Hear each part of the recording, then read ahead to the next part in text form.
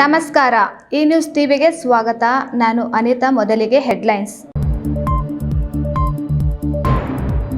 ಪೊಲೀಸರ ಕಣ್ಗಾವಲಿನಲ್ಲಿ ಅಕ್ರಮವಾಗಿ ಮರಳು ಸಾಗಾಟ. ಅಪರಾಧ ದಳ ಪೊಲೀಸರ ಮಿಂಚಿನ ಕಾರ್ಯಾಚರಣೆ. ಟಿಪ್ಪರ್ ಜೆಸಿಬಿ ವಶ. ನೂರಾರು ವರ್ಷಗಳ ಇತಿಹಾಸವಿರುವ ಚೋಳರ ಕಾಲದ ಶ್ರೀ ಸೋಮೇಶ್ವರ ದೇವಾಲಯ 2 ಕೋಟಿ ವೆಚ್ಚದಲ್ಲಿ ಜೀರ್ಣೋದ್ಧಾರ. ಶೀಘ್ರದಲ್ಲೇ ಲೋಕಾರ್ಪಣೆಗೆ ಸಿದ್ಧತೆ. ಆಶಾ ಕಾರ್ಯಕರ್ತೆಯರಿಗೆ ಮಾಸಿಕ ವೇತನ 15,000 ನೀಡಲಿ. ವರ್ಷದ ಹಿಂದೆ ಸಿಎಂ ಸಿದ್ದರಾಮಯ್ಯ ನೀಡಿದ್ದ ಭರವಸೆ ಈಡೇರಿಸಲು ಆಗ್ರಹಿಸಿ ಪ್ರತಿಭಟನೆ. ಪ್ಲಾಸ್ಟಿಕ್ ನಿಷೇಧವಿದ್ದರೂ ಬಾರ್ ಅಂಡ್ ರೆಸ್ಟೋರೆಂಟ್ಗಳಲ್ಲಿ ರಾಜಾರೋಷವಾಗಿ ಬಳಕೆ. ನಗರಸಭಾ ಅಧಿಕಾರಿಗಳು ದಿಢೀರ್ ದಾಳಿ ನಡೆಸಿ 110 ಕೆಜಿ ಪ್ಲಾಸ್ಟಿಕ್ ವಶ. 48,000 ದಂಡ.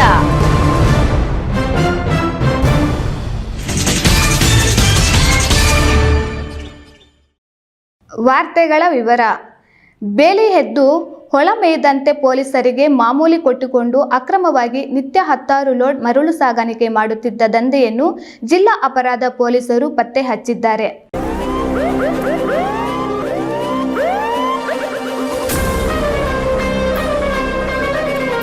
ಚಿಕ್ಕಬಳ್ಳಾಪುರ ಜಿಲ್ಲೆಯಾದ್ಯಂತ ಮರಳು ನಿಷೇಧ ಜಾರಿಯಲ್ಲಿದ್ದರೂ ಸಹ ಅಕ್ರಮವಾಗಿ ಮರಳು ಸಾಗಣೆ ಮಾಡುವ ದಂಧೆ ಕದ್ದು ಮುಚ್ಚಿ ನಡೀತಲೇ ಇದೆ.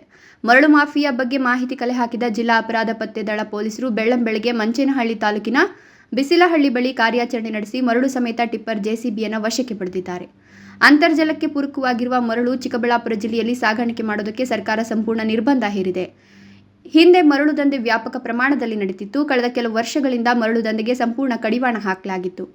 ಮರಳಿಗೆ ವ್ಯಾಪಕ ಬೇಡಿಕೆ ಇದ್ದು ಮರಳು ಸಾಗಾಣಿಕೆ ಮಾಡುವ ದಂಧೆಕೋರರು ಕದ್ದು ಮುಚ್ಚಿ ಮರಳನ್ನು ಸ್ಥಳೀಯ ಪೊಲೀಸರೊಂದಿಗೆ ಭಾಗಿಯಾಗಿ ಸಾಗಾಣಿಕೆ ಮಾಡುತ್ತಿದ್ದಾರೆ ಎನ್ನಲಾಗಿದೆ. ಇನ್ನು ಖಚಿತ ಮಾಹಿತಿಯನ್ನು ಪಡೆದ ಜಿಲ್ಲಾ ಅಪರಾಧ ದಳ ಪೊಲೀಸರು ಮಿಂಚಿನ ಕಾರ್ಯಾಚರಣೆ ನಡೆಸಿ ಮಂಚೇನಹಳ್ಳಿ ತಾಲೂಕಿನ ಪುರ ಗ್ರಾಮ ಪಂಚಾಯಿತಿಯ ಬೀಸಲಹಳ್ಳಿ ಗ್ರಾಮದಿಂದ ಚಿನ್ನಬೈರನಹಳ್ಳಿ ಅಲಕಾಪುರ ಕಡೆಗೆ ಹೋಗುವ ಮಾರ್ಗದಲ್ಲಿ ಉತ್ತರ ಪಿನಾಕಿನಿ ನದಿ ಇದ್ದು ನದಿಗೆ ಹೋಗೋದಕ್ಕೆ ಪುಷ್ಪಚಿತ್ರದಂತೆ ಇಲ್ಲಿ ಜಮೀನುಗಳ ಮಧ್ಯೆ ರಸ್ತೆ ಮಾಡಿಕೊಂಡು ರಾಜಾರೋಷವಾಗಿ ಟಿಪ್ಪರ್ ಜೆಸಿಬಿ ಟ್ರ್ಯಾಕ್ಟರ್ ಮೂಲಕ ನದಿಯ ಮರಳನ್ನು ಅಕ್ರಮವಾಗಿ ಸಾಗಿಸುತ್ತಿದ್ದರು.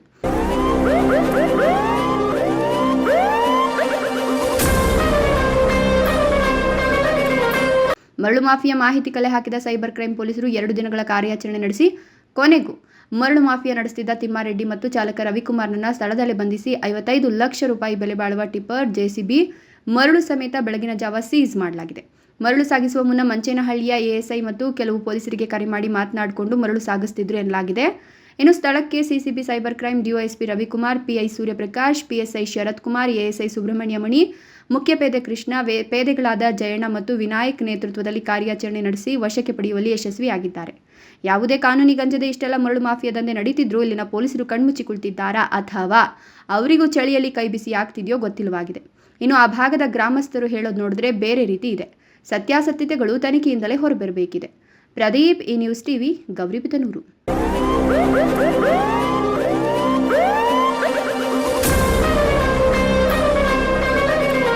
ಶಿಡ್ಲಘಟ್ಟ ನಗರದ ಕೋಟೆ ವೃತ್ತದಲ್ಲಿನ ಪುರಾಣ ಪ್ರಸಿದ್ಧ ಶ್ರೀ ಸೋಮೇಶ್ವರ ದೇವಾಲಯದ ಜೀರ್ಣೋದ್ಧಾರ ಕೆಲಸ ಸಾಗಿದೆ. ಮುಜರಾಯಿ ಇಲಾಖೆಗೆ ಸೇರಿದ 100 ವರ್ಷಗಳ ಇತಿಹಾಸವಿರುವ ಹಾಗೂ ಶಿಥಿಲಗೊಂಡು ಪೂಜೆ ಪುನಸ್ಕಾರಗಳು ನಿಂತಿದ್ದ ದೇವಾಲಯವನ್ನು ಸುಮಾರು 2 ಕೋಟಿ ರು ವೆಚ್ಚದಲ್ಲಿ ಜೀರ್ಣೋದ್ಧಾರಗೊಳಿಸಲಾಗುತ್ತಿದೆ.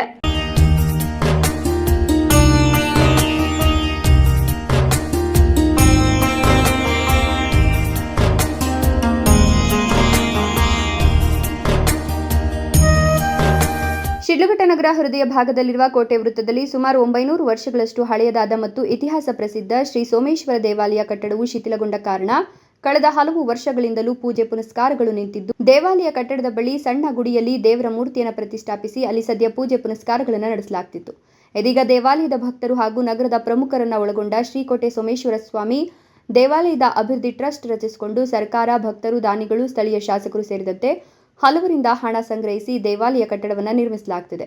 ಈಗಾಗಲೇ ದೇವಾಲಯದ ಗರ್ಭಗುಡಿ, ಗೋಪುರ, ಪ್ರಾಂಗಣ, ಸಭಾಂಗಣ, ದೇವಾಲಯದ ಎದುರು ಧ್ವಜಸ್ತಂಭ ನಿರ್ಮಾಣ ಪೂರ್ಣಗೊಂಡಿದೆ. ದೇವಾಲಯದ ಪಕ್ಕದಲ್ಲಿ ಅರ್ಚಕರಿಗೆ ವಾಸದ ಮನೆ, ಪ್ರಸಾದ ವಿತರಣೆ ಸಭಾಂಗಣ, ಕಚೇರಿಯನ್ನು ನಿರ್ಮಿಸಲಾಗಿದೆ. ಎಲ್ಲವನ್ನ ಕಲ್ಲಿನಲ್ಲಿ ನಿರ್ಮಿಸಿದ್ದು ಸುಂದರ ಕೆತ್ತನೆ ಕಣ್ಮನ ಸೆಳೀತಾ ಇದೆ. ಕಳೆದೊಂದು ವರ್ಷದಿಂದಲೂ ನಿರಂತರವಾಗಿ ದೇವಾಲಯ ಕಟ್ಟಡ ನಿರ್ಮಾಣ ಕಾಮಗಾರಿ ನಡೀತಾ ಇದ್ದು ಈಗಾಗಲೇ 75% ಮುಗಿದಿದ್ದು ಫೆಬ್ರವರಿ ಒಳಗೆ ಬಾಕಿ ಕಾಮಗಾರಿ ಮುಗಿಸಿ ಜೀರ್ಣೋದ್ಧಾರಗೊಳಿಸಿ ದೇವಾಲಯ ಕಟ್ಟಡವನ್ನು ಲೋಕಾರ್ಪಣೆಗೊಳಿಸಲು ದೇವಾಲಯ ಅಭಿವೃದ್ಧಿ ಟ್ರಸ್ಟ್ನವರು ಉದ್ದೇಶಿಸಿದ್ದಾರೆ. ಶಿಡ್ಲಘಟ್ಟ ನಗರದಲ್ಲಿ ಪಂಚಲಿಂಗಗಳ ಪ್ರತಿಷ್ಠಾಪನೆಯಾಗಿದ್ದು ಈ ಪೈಕಿ ಕೋಟೆಯ ಶ್ರೀ ಸೋಮೇಶ್ವರ, ನಗರತಪೇಟೆಯ ಶ್ರೀ ನಗರೇಶ್ವರ, ಅಗ್ರಹಾರ ಬೀದಿಯ ಶ್ರೀ ಏಕಾಂಬರೇಶ್ವರ ಸ್ವಾಮಿ, ಅಶೋಕ ರಸ್ತೆಯ ಶ್ರೀ ಕಾಶಿ ವಿಶ್ವನಾಥೇಶ್ವರ, ಶ್ರೀಕಂಠೇಶ್ವರ ದೇವಾಲಯಗಳನ್ನು ಪ್ರದರ್ಶಿಸಿದರೆ ಪಂಚಲಿಂಗಗಳ ದರ್ಶನ ಮಾಡಿದಂತೆ ಎಂಬ ಪ್ರತೀತಿ ಭಕ್ತರಲ್ಲಿದೆ. ಚೋಳರ ಕಾಲದ ಈ ದೇವಾಲಯವು ಮುಜರಾಯಿ ಇಲಾಖೆಗೆ ಸೇರಿದ್ದು, ಡಾಲ್ಫಿನ್ ಸ್ಕೂಲ್ನ ನಾಗರಾಜ್ ಅಧ್ಯಕ್ಷತೆಯಲ್ಲಿ 11 ಮಂದಿ ನಿರ್ದೇಶಕರ ಸೋಮೇಶ್ವರ ದೇವಾಲಯದ ಅಭಿವೃದ್ಧಿ ಟ್ರಸ್ಟ್ ರಚಿಸಿದ್ದು, ಟ್ರಸ್ಟ್ ಮೂಲಕ ದೇವಾಲಯದ ಅಭಿವೃದ್ಧಿ, ಜೀರ್ಣೋದ್ಧಾರ ಕಾರ್ಯ ನಡೀತಾ ಇದೆ. ಇತಿಹಾಸ ಪ್ರಸಿದ್ಧ ದೇವಾಲಯದ ಪುನರ್ ನಿರ್ಮಾಣದಂಥ ಪುಣ್ಯ ಕಾರ್ಯಕ್ಕೆ ಕೈ ಜೋಡಿಸಬೇಕು ಅಂತ ದೇವಾಲಯದ ಅಭಿವೃದ್ಧಿ ಟ್ರಸ್ಟ್ ಅವರು ಮನವಿ ಮಾಡಿದ್ದಾರೆ. ಈ ಒಂದು ದೇವಸ್ಥಾನದ ಇತಿಹಾಸ ಸುಮಾರು ಸಾವಿರಾರು ವರ್ಷಗಳ ಇತಿಹಾಸ. ಈ ಒಂದು ದೇವಸ್ಥಾನ ಹಿಂದೆ ಅಂತ ಇದರಂತೆ ಆವಾಗ ಚಿಕ್ಕಮ್ಮನ ಕೆರೆ, ದೊಡ್ಡಮ್ಮನ ಕೆರೆ ಅಂತ ಕಟ್ಟಿದ್ದಾರೆ. ಅವರು ಈ ದೇವಸ್ಥಾನಗಳನ್ನೆಲ್ಲ ಅಭಿವೃದ್ಧಿ ಮಾಡಿರೋಂಥ ಜಾಗ ಇದು. ಈ ಸೋಮೇಶ್ವರನ ದೇವಸ್ಥಾನ ಶಿಥಿಲ ಆಗಿಬಿಟ್ಟಿತ್ತು. ನಮ್ಮನ್ನು ಈ ಕೋಟೆ ಸರ್ಕಲ್ ಇರೋವಂಥ ಸೋಮೇಶ್ವರನ ದೇವಸ್ಥಾನದೊಳಗೆ ಬಂದು ನೋಡಿದ್ರೆ ಪೂರ್ತಿ ದೇವಸ್ಥಾನ ಬಿದ್ದೋಗ್ಬಿಟ್ಟಿತ್ತು. ಈ ಟೌನ್ನ ಎಲ್ಲ ಮುಖಂಡರುಗಳು ಸೇರಿ ಏನಾದರೂ ಮಾಡಿ ಈ ದೇವಸ್ಥಾನ ಒಂದು ಅಭಿವೃದ್ಧಿ ಮಾಡಬೇಕು ಅಂತ ಸಂಕಲ್ಪ ಮಾಡಿ ನಮ್ಮನ್ನೆಲ್ಲ ಸೇರಿಸ್ಕೊಂಡಾಗ ನಾವೊಂದು ಟ್ರಸ್ಟ್ ಮಾಡಿಕೊಂಡು ಈ ಬಿದ್ದೋಗಿದ್ದ ದೇವಸ್ಥಾನನೆಲ್ಲ ಕೆಡವಿಬಿಟ್ಟು ಹೊಸದಾಗಿ ಗರ್ಭಗುಡಿ ಮತ್ತು ಶಿವನಿಗ್ರಹನ ಉಳಿಸ್ಕೊಂಡು ಉಳಿದಿದ್ದನ್ನೆಲ್ಲ ತೆಗೆದು ಎಲ್ಲ ಹೊಸದಾಗಿ ರೆಡಿ ಮಾಡ್ತಾ ಇದ್ದೀವಿ. ವೀರಾಪುರ ಮಂಜುನಾಥ್, ಈ ನ್ಯೂಸ್ ಟಿವಿ, ಶಿಡ್ಲಘಟ್ಟ.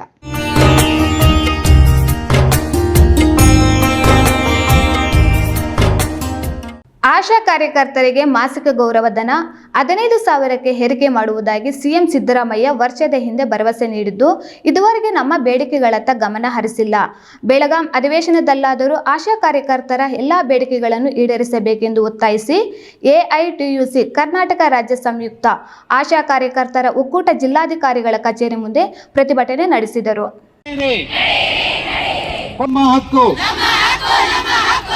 ಆರೋಗ್ಯ ಕ್ಷೇತ್ರದಲ್ಲಿ ಕಾರ್ಯನಿರ್ವಹಿಸುತ್ತಿರುವ ಆಶಾ ಕಾರ್ಯಕರ್ತರಿಗೆ ತಿಂಗಳಿಗೆ 15,000 ಗೌರವಧನ ನೀಡಬೇಕು.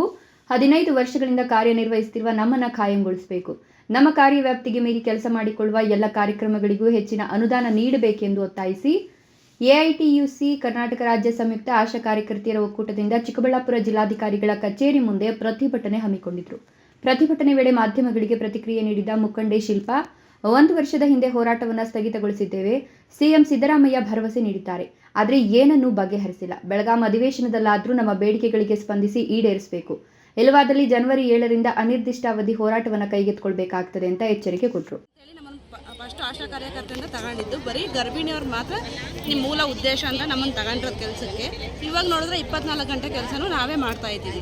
ಯಾವುದೇ ಗರ್ಭಿಣಿ ಇರಲಿ, ಬಾಣಂತಿ ಇರಲಿ, ಟಿ.ವಿ ಕೇಸ್ ಇರಲಿ, ಪ್ರತಿಯೊಂದನ್ನು ನಾವೇ ನೋಡ್ಕೋಬೇಕು. ಮತ್ತು ಎಷ್ಟೊತ್ತಲ್ಲಾದರೂ ಆಗಲಿ ಡೆಲಿವರಿಗೆ ನಾವೇ ಹೋಗಬೇಕು. ಎಲ್ಲ ಕೆಲಸನೂ ನಮ್ಮ ಹತ್ರ, ಲಾರ್ವಾ ಸರ್ವೆಯಿಂದ ಹಿಡಿದು ಪ್ರತಿಯೊಂದು ಕೆಲಸನೂ ನಮ್ಮ ಹತ್ರನೇ ಮಾಡಿಸ್ತಾರೆ. ಮತ್ತು ಅದಕ್ಕೆ ತಕ್ಕನಂತೆ ನಮಗೆ ಏನೂ ಬರ್ತಾ ಇಲ್ಲ. ಬರೀ 5,000 ಬಿಟ್ಟರೆ ಫಿಕ್ಸ್ಡು, ಯಾವುದು ಫೀಡ್ ಆಗ್ತಾಯಿದೆ, ಯಾವ್ದು ಫೀಡ್ ಆಗ್ತಾ ಇಲ್ಲ, ಮತ್ತು ನಮಗೆ ಗೊತ್ತಾಗಲ್ಲ ಏನು ಬರ್ತಾಯಿದೆ ಏನಿಲ್ಲ ಅಂತಲೇ ಗೊತ್ತಾಗಲ್ಲ. ಇದೆಲ್ಲ ಬೇಡ, ನಮಗೆ 15,000 ಗೌರವ ಫಿಕ್ಸ್ಡು ಮಾಡಲಿ ಅಂತ ನಮ್ಮ ಹೋರಾಟ. ಇನ್ನು ಈ ವೇಳೆ ರಾಜ್ಯ ಮತ್ತು ಜಿಲ್ಲಾ ಮಟ್ಟದ ಮುಖಂಡರು ಹಾಗೂ ಜಿಲ್ಲೆಯ ಎಲ್ಲ ತಾಲೂಕು ಅಧ್ಯಕ್ಷರು ಭಾಗವಹಿಸಿದ್ರು. ಕ್ಯಾಮರಾ ಪರ್ಸನ್ ಅಶ್ವಥ್ ಜೊತೆ ಕೆಎಸ್ ನಾರಾಯಣಸ್ವಾಮಿ, ಈ news TV, Chikkaballapur.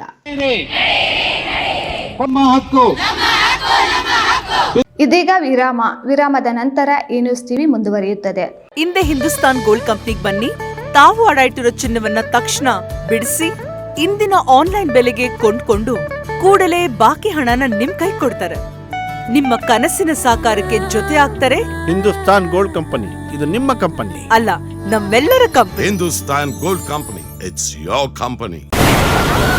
Kaveri borewell ಕೊರೆಸುವ ನಮ್ಮ ಆತ್ಮೀಯ ರೈತ ಬಾಂಧವರಿಗೆ 2% ಹಣವನ್ನು ರಿಯಾಯಿತಿ ಕೊಡುತ್ತೇವೆ. ಬೋರ್ವೆಲ್ ಕೊರೆಸುವಾಗ ನೀರು ಬಾರದಿದ್ದಲ್ಲಿ ಅಥವಾ ಬೋರ್ವೆಲ್ ಫೇಲ್ಯೂರ್ ಆದಲ್ಲಿ 25% ಹಣವನ್ನು ರಿಯಾಯಿತಿ ಕೊಡುತ್ತೇವೆ. Transport charge, meal charge, welding charge, collar charge, cab charge ಸೇರಿದಂತೆ ಇನ್ನಿತರ ಯಾವುದೇ ಚಾರ್ಜ್ಗಳು ಇರುವುದಿಲ್ಲ. ಸಂಪರ್ಕಿಸಿ ಅಡ್ಗಲ್ ಪಾತೂರ್ ಆಮರೇಶ್, ಕಾವೇರಿ ಬೋರ್ವೆಲ್ ಏಜೆನ್ಸಿ. ನನ್ನ ಕನಸು ಡಾಕ್ಟರ್ ಆಗೋದು ನನ್ನ ಕನಸು. ಮಗಳು ಡಾಕ್ಟರ್ ಆಗ್ಲಿ ಅನ್ನೋದು ನನ್ನ ಕನಸು. ಕನಸು ಎಲ್ಲರಿಗೂ ಇರುತ್ತದೆ. ಇಂಕ ಡಾಕ್ಟರ್ ಓಡ್ಪಂದು ಭಾರಿ ಆಸೆ ಉಂಡು. ಮೆಡಿಕಲ್ ಓದೋಣ ನಡ ಸ್ವಪ್ನ. ಮಕ್ಕಸುಚ್ ಎಕ್ಕ ಸಪನ ಡಾಕ್ಟರ್ ಜಾವ್ ಕಾಮೂಣ. ಕನಸು ಎಲ್ಲೆಲ್ಲೂ ಇರುತ್ತದೆ. ಮೆಡಿಕಲ್ ಓದುವುದು ನನ್ನ ಕನಸು. ನನ್ನ ಮಗನು ಡಾಕ್ಟರ್ ಆಗ್ಬೋದೇನ್ರಿ? ನನ್ನ ಕನಸು ಡಾಕ್ಟರ್ ಆಗೋದು. ಕನಸು ಎಲ್ಲರ ಹಕ್ಕು. ಆದರೆ ಕನಸು ನನಸಾಗಲು ಬೇಕು ನಂಬಿಕೆ, ಛಲ ಮತ್ತು ಪರಿಶ್ರಮ. ಪರಿಶ್ರಮ ನೀಟ್ ಅಕಾಡೆಮಿ. ವಿರಾಮದ ನಂತರ ಈ ನ್ಯೂಸ್ ಟಿವಿಗೆ ಸ್ವಾಗತ. ಚಿಕ್ಕಬಳ್ಳಾಪುರ ನಗರಸಭೆ ಪ್ಲಾಸ್ಟಿಕ್ ನಿಷೇಧ ಮಾಡಿ ಆದೇಶ ಹೊರಡಿಸಿದ್ದರೂ ಬಾರ್ ಅಂಡ್ ರೆಸ್ಟೋರೆಂಟ್ಗಳಲ್ಲಿ ರಾಜಾರೋಷವಾಗಿ ಬಳಕೆ ಮಾಡುತ್ತಲೇ ಇದ್ದಾರೆ. ಮಾಹಿತಿ ತಿಳಿದ ನಗರಸಭಾ ಅಧಿಕಾರಿಗಳು ದಾಳಿ ಮಾಡಿ ಸುಮಾರು 110 ಕೆಜಿ ಪ್ಲಾಸ್ಟಿಕ್ ವಶಪಡಿಸಿಕೊಂಡು ಸುಮಾರು 50,000 ದಂಡ ವಿಧಿಸಿದ ಘಟನೆ ಇಂದು ನಡೆದಿದೆ.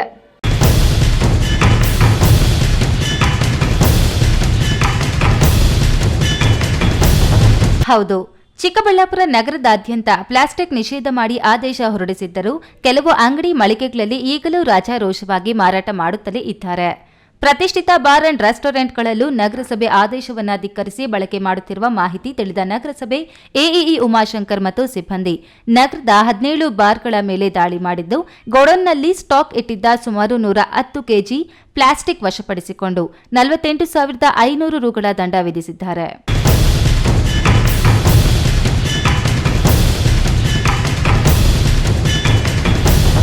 ಇನ್ನು ಹುಡುಕಾಟ ಮಾಡಿದ್ರೆ ತರಕಾರಿ ಅಂಗಡಿಗಳು, ಹೋಟೆಲ್ಗಳಲ್ಲೂ ಪ್ಲಾಸ್ಟಿಕ್ ಬಳಕೆಯಾಗುತ್ತಲೇ ಇದೆ. ಇನ್ನಷ್ಟು ದಾಳಿಯನ್ನ ನಗರಸಭಾ ಅಧಿಕಾರಿಗಳು ಮುಂದುವರೆಸಿದ್ದೇ ಆದರೆ ಇನ್ನೂ 100 ಕೆಜಿಯಷ್ಟು ಪ್ಲಾಸ್ಟಿಕ್ ಸಿಗೋದ್ರಲ್ಲಿ ಯಾವುದೇ ಡೌಟ್ ಇಲ್ಲ. ಕೆಎಸ್ ನಾರಾಯಣಸ್ವಾಮಿ, ಈ ನ್ಯೂಸ್ ಟಿವಿ, ಚಿಕ್ಕಬಳ್ಳಾಪುರ.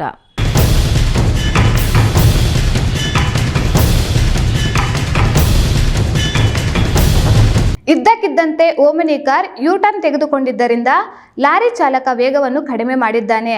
ಹಿಂದೆಯಿಂದ ಬರುತ್ತಿದ್ದ ಬುಲೆರೋ ವಾಹನ ವೇಗವಾಗಿ ಬಂದು ಲಾರಿಗೆ ಡಿಕ್ಕಿ ಹೊಡೆದ ಪರಿಣಾಮ ಬುಲೆರೋ ಚಾಲಕ ಸ್ಥಳದಲ್ಲಿಯೇ ಸಾವನ್ನಪ್ಪಿರುವ ಘಟನೆ ಪಾವಗಡ ತಾಲೂಕಿನಲ್ಲಿ ಸಂಭವಿಸಿದೆ.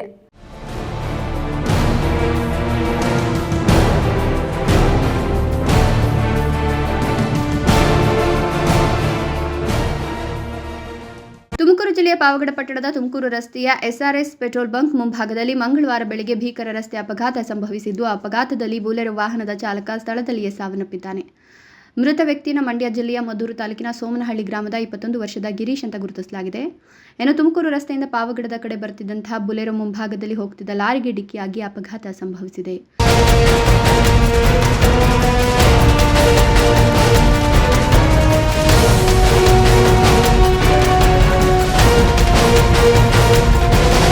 ಲಾರಿಯ ಮುಂಭಾಗದಲ್ಲಿ ಓಮಿನಿಯೊಂದು ತೆರಳುತ್ತಾ ಇದ್ದು, ಇದ್ದಕ್ಕಿದ್ದಂತೆ ಓಮಿನಿ ಯೂ ಟರ್ನ್ ತೆಗೆದುಕೊಂಡಿದ್ದು, ಲಾರಿ ಚಾಲಕ ತನ್ನ ವೇಗವನ್ನು ಕಡಿಮೆ ಮಾಡಿದ್ದಾನೆ.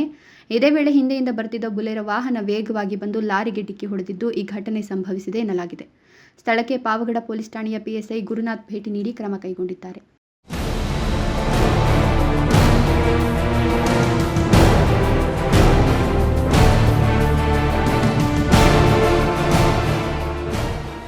ಮಾಜಿ ಮುಖ್ಯಮಂತ್ರಿ ಎಸ್.ಎಂ. ಕೃಷ್ಣ ನಿಧನರಾಗಿದ್ದಾರೆ. ಅವರ ಅಗಲಿಕೆ ರಾಜ್ಯಕ್ಕೆ ತುಂಬಲಾರದ ನಷ್ಟ ಉಂಟಾಗಿದೆ. ಅವರ ಆಡಳಿತಾವಧಿಯಲ್ಲಿ ವರನಟ ಡಾಕ್ಟರ್ ರಾಜಕುಮಾರ್ ಕಿಡ್ನಾಪ್, ಕಾವೇರಿ ನದಿ ವಿವಾದ, ಬರಗಾಲವನ್ನು ಸಮರ್ಪಕವಾಗಿ ನಿವಾರಿಸಿದ್ದರು ಎಂದು ಕಾಂಗ್ರೆಸ್ ಜಿಲ್ಲಾಧ್ಯಕ್ಷ ಕೇಶವ ರೆಡ್ಡಿ ಸಂತಾಪ ವ್ಯಕ್ತಪಡಿಸಿದರು. ಮಾಜಿ ಸಿಎಂ, ಮಾಜಿ ಕೇಂದ್ರ ಮಂತ್ರಿ ಹಾಗೂ ಮಾಜಿ ರಾಜ್ಯಪಾಲರಾಗಿದ್ದ 92 ವರ್ಷದ ಎಸ್.ಎಂ. ಕೃಷ್ಣ ನಮ್ಮನ್ನಗಲಿದ್ದಾರೆ. ಅವರ ಅಗಲಿಕೆಗೆ ಜಿಲ್ಲಾ ಕಾಂಗ್ರೆಸ್ ಕಚೇರಿಯಲ್ಲಿ ಶ್ರದ್ಧಾಂಜಲಿ ಸಭೆ ಹಮ್ಮಿಕೊಳ್ಳಲಾಗಿತ್ತು.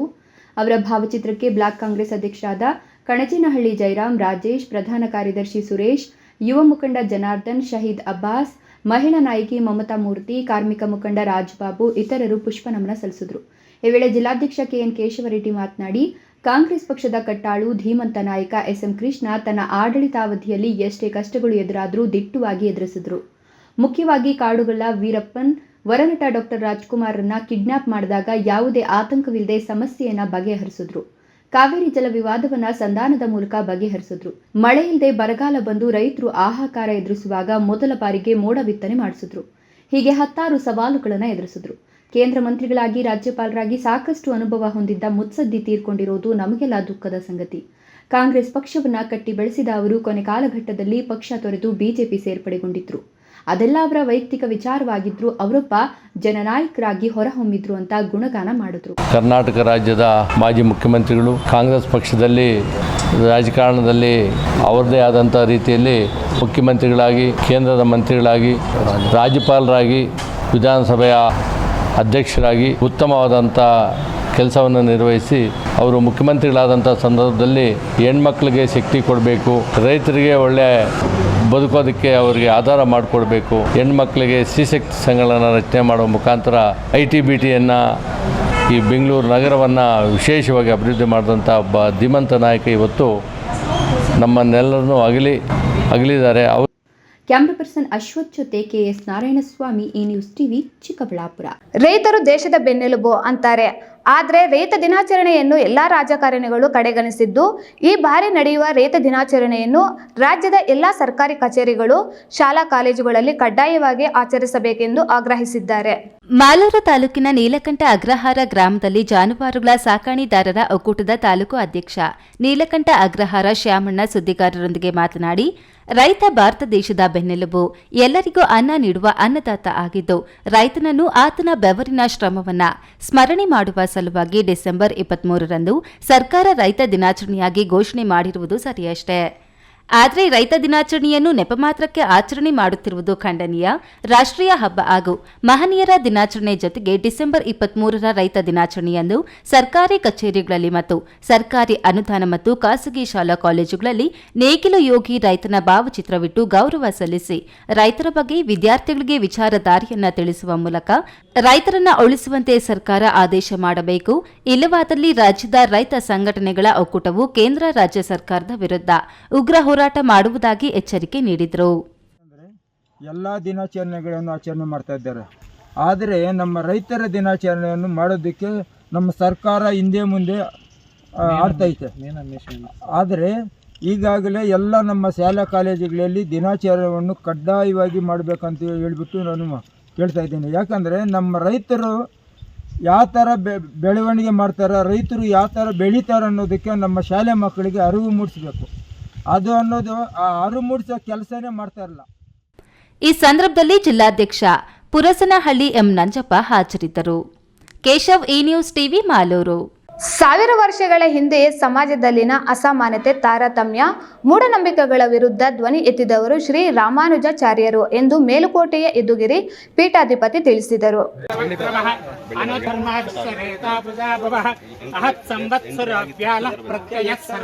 ಶಿಡ್ಲಘಟ್ಟ ತಾಲೂಕಿನ ಪಾಪಾಗ್ನಿ ನದಿ ತಟದಲ್ಲಿ ನೆಲೆಸಿರುವ ತಲಕಾಯಲ ಬೆಟ್ಟದ ಶ್ರೀ ಬೋನೀಳ ಸಮೇತ ಶ್ರೀ ವೆಂಕಟರಮಣಸ್ವಾಮಿ ದೇವಾಲಯಕ್ಕೆ ಮೇಲುಕೋಟೆಯ ಯದುಗಿರಿ ಪೀಠಾಧಿಪತಿ ಶ್ರೀ ಯದುಗಿರಿ ಯತಿರಾಜ ನಾರಾಯಣ ರಾಮಾನುಜ ಜಿಯರ್ ಸ್ವಾಮಿ ಭೇಟಿ ನೀಡಿದರು. ಶ್ರೀ ಬೋನೀಳ ಸಮೇತ ವೆಂಕಟರಮಣಸ್ವಾಮಿ ದೇವಾಲಯದಲ್ಲಿ ವಿಶೇಷ ಪೂಜೆ ಸಲ್ಲಿಸಿ ನಂತರ ನೆರೆದಿದ್ದ ಭಕ್ತರಿಗೆ ಆಶೀರ್ವಚನ ನೀಡಿದರು.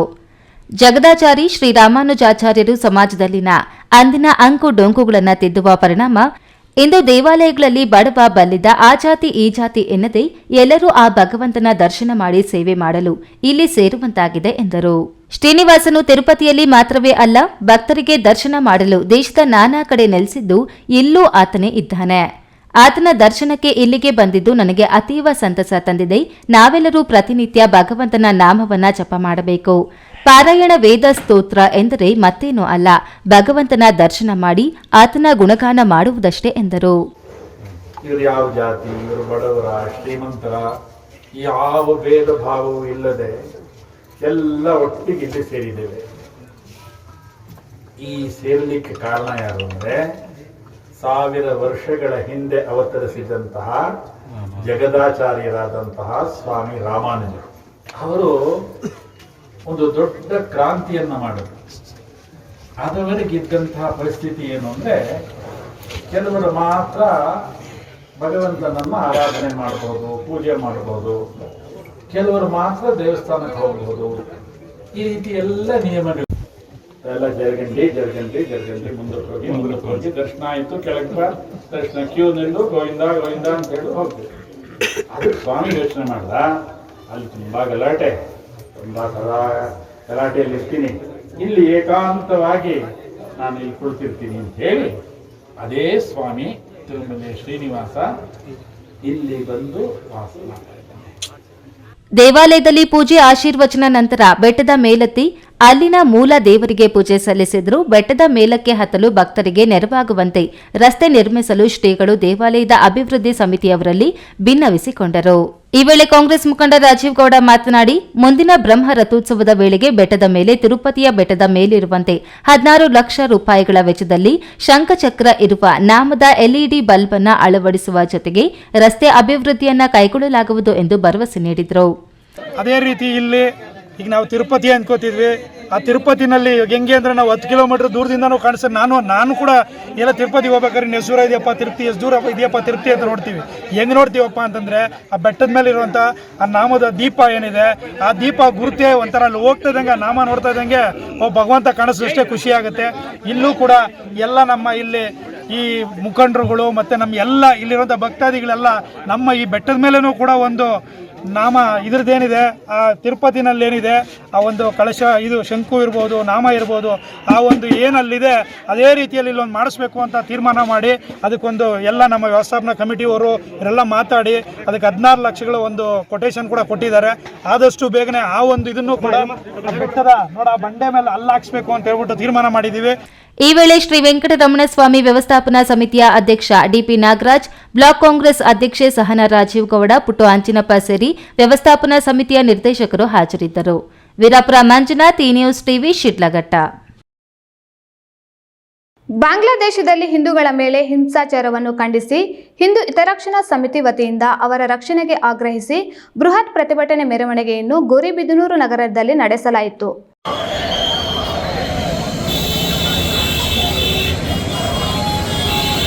ಗೌರಿಬಿದನೂರಿನಲ್ಲಿ ಹಮ್ಮಿಕೊಂಡಿದ್ದ ಮೆರವಣಿಗೆಯಲ್ಲಿ ನಾವೆಲ್ಲ ಹಿಂದೂ, ನಾವೆಲ್ಲ ಒಂದು, ಜೈ ಶ್ರೀರಾಮ್, ಜೈ ಜೈ ಶ್ರೀರಾಮ್ ಮತ್ತು ದೇಶ್ ಕಾ ರಕ್ಷಕ್, ಕೌನ್ ಕರೇಗಾ, ಹಮ್ ಕರೇಗಾ, ಧರ್ಮದ ರಕ್ಷಣೆ ಯಾರ ಹೊಣೆ ಎಂಬ ಘೋಷಣೆಗಳನ್ನು ರಸ್ತೆ ಉದ್ದಕ್ಕೂ ಕೂಗುತ್ತಾ ಮೆರವಣಿಗೆ ಎಂಜಿ ವೃತ್ತ ತಲುಪಿತು.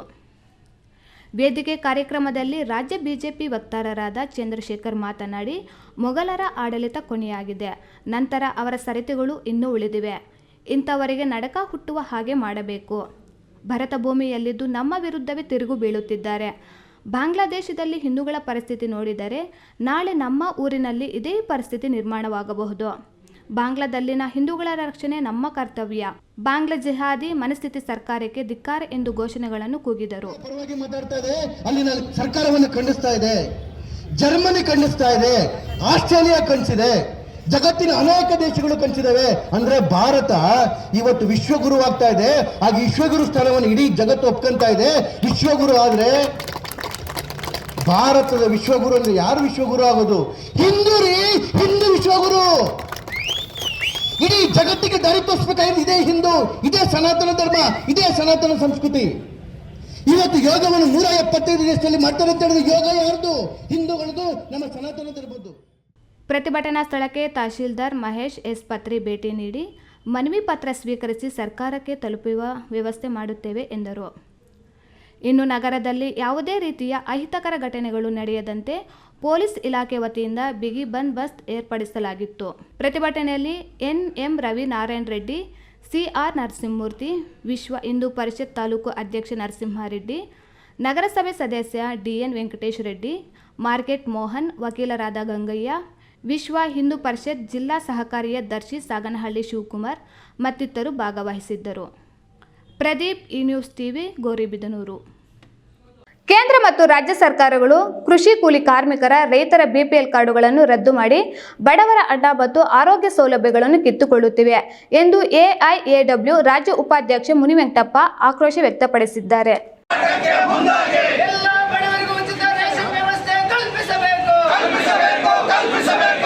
ಬಾಗೇಪಲ್ಲಿ ಪಟ್ಟಣದ ತಾಲೂಕು ಆಡಳಿತ ಕಚೇರಿ ಮುಂಭಾಗದಲ್ಲಿ ಕರ್ನಾಟಕ ಪ್ರಾಂತ ಕೃಷಿ ಕೂಲಿ ಕಾರ್ಮಿಕರ ಸಂಘಟನೆಯ ನೇತೃತ್ವದಲ್ಲಿ ಹಮ್ಮಿಕೊಳ್ಳಲಾಗಿದ್ದ ಪ್ರತಿಭಟನೆಯಲ್ಲಿ ಪ್ರತಿಭಟನಾಕಾರರನ್ನು ಉದ್ದೇಶಿಸಿ ಎಐಎಡಬ್ಲ್ಯೂ ರಾಜ್ಯ ಉಪಾಧ್ಯಕ್ಷ ಎಂಪಿ ಮುನಿವೆಂಕಟಪ್ಪ ಮಾತನಾಡಿ, ರಾಜ್ಯ ಮತ್ತು ಕೇಂದ್ರ ಸರ್ಕಾರಗಳು ಬಡವರನ್ನ ಬೀದಿಗೆ ತರಲು ಯತ್ನಿಸುತ್ತಿವೆ.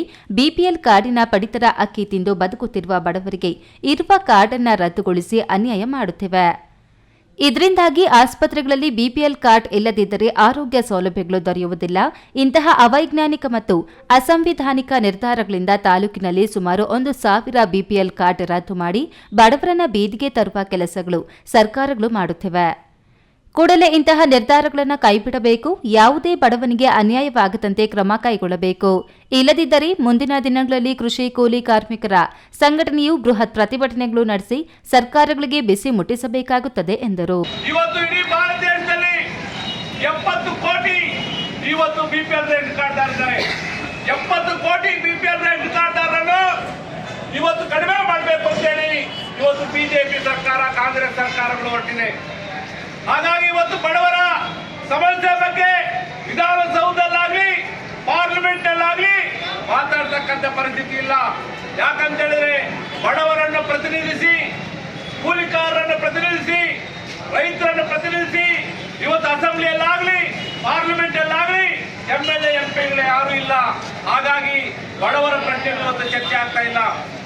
ಇನ್ನು ಹಿರಿಯ ವಯಸ್ಸಿನ ಪಡಿತರ ಚೀಟಿದಾರರಿಗೆ ಬೆರಳಚ್ಚನ್ನ ಆನ್ಲೈನ್ ತೆಗೆದುಕೊಳ್ಳದೆ ಇರುವುದರಿಂದ ಇವರಿಗೆ ಪಡಿತರಗಳು ಸಮರ್ಪಕವಾಗಿ ಸಿಗುತ್ತಿಲ್ಲ. ಕೂಡಲೇ ಇವರಿಗೆ ಮೊಬೈಲ್ನ OTP ಮೂಲಕ ಪಡಿತರಗಳನ್ನು ವಿತರಣೆ ಮಾಡಲು ಕ್ರಮ ಕೈಗೊಳ್ಳಬೇಕು ಎಂದು ಒತ್ತಾಯಿಸಿ ತಹಶೀಲ್ದಾರ್ ಮನೀಷಾ ಮಹೇಶ್ ಪತ್ರಿ ಅವರಿಗೆ ಮನವಿ ಸಲ್ಲಿಸಿದ್ದಾರೆ. ಈ ಸಂದರ್ಭದಲ್ಲಿ ಸಿಪಿಎಂ ಮುಖಂಡರಾದ P Savitramma, MN Raghuramareddy, Channarayappa, Valmiki Ashwathappa, G Krishnappa, Muniyappa, Mustafa, DC Srinivas, Manjunath, L Venkatesh, Zaheer Baig, Mustafa, Chalapathi ಸೇರಿದಂತೆ ಮತ್ತಿತರರು ಹಾಜರಿದ್ದರು. ಸುಬ್ಬು, ಈ news TV, Bagepalli.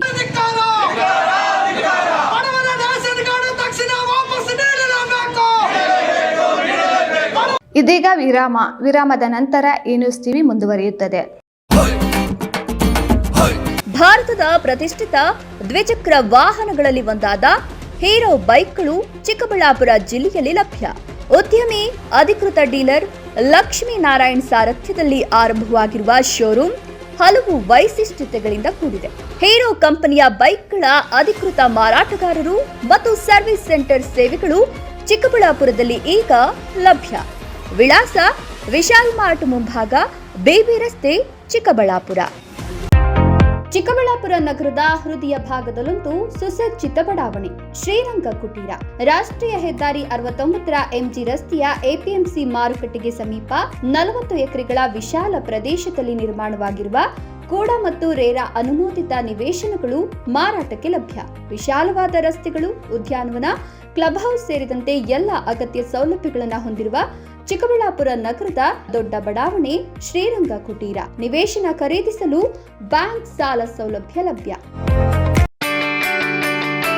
Jain mission ಆಸ್ಪತ್ರೆ ಜೈನ್ ಮಿಷನ್ ಟ್ರಸ್ಟ್ನ ಲಾಭರಹಿತ ಉಪಕ್ರಮ. ಕರ್ನಾಟಕ ರಾಜ್ಯ ಬೀಜ ನಿಗಮ ಪಕ್ಕ, ಬೇಬಿ ರಸ್ತೆ, ಚಿಕ್ಕಬಳ್ಳಾಪುರ. ದಶಕಗಳಿಂದ ಆರೋಗ್ಯ ಕ್ಷೇತ್ರದಲ್ಲಿ ಲಾಭರಹಿತವಾಗಿ ಸೇವೆ ಸಲ್ಲಿಸುತ್ತಿರುವ ಜೈನ್ ಮಿಷನ್ ಆಸ್ಪತ್ರೆ ದಿನದ 24 ಗಂಟೆ ತುರ್ತು ಚಿಕಿತ್ಸೆಯಿಂದ ಹಿಡಿದು ಎಲ್ಲಾ ಕಾಯಿಲೆಗಳಿಗೂ ಇಲ್ಲಿ ಚಿಕಿತ್ಸೆ ಲಭ್ಯ. ದೂರವಾಣಿ ಸಂಖ್ಯೆ 08156295108. ತುರ್ತು ಸಹಾಯವಾಣಿ 6364464470. ವಿರಾಮದ ನಂತರ ಈ ನ್ಯೂಸ್ ಟಿವಿಗೆ ಮತ್ತೆ ಸ್ವಾಗತ. ಇದೀಗ ಸಂಕ್ಷಿಪ್ತ ಸುದ್ದಿಗಳು.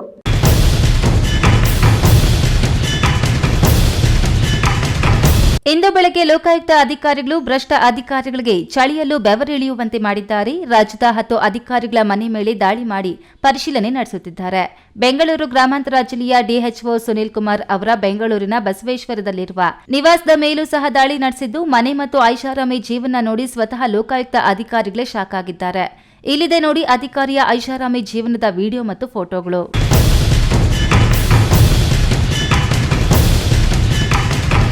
ಕೊನೆಯದಾಗಿ ಮತ್ತೊಮ್ಮೆ ಹೆಡ್ಲೈನ್ಸ್. ಪೊಲೀಸರ ಕಣ್ಗಾವಲಿನಲ್ಲಿ ಅಕ್ರಮವಾಗಿ ಮರಳು ಸಾಗಾಟ. ಅಪರಾಧ ದಳ ಪೊಲೀಸರ ಮಿಂಚಿನ ಕಾರ್ಯಾಚರಣೆ. ಟಿಪ್ಪರ್ JCB ವಶ.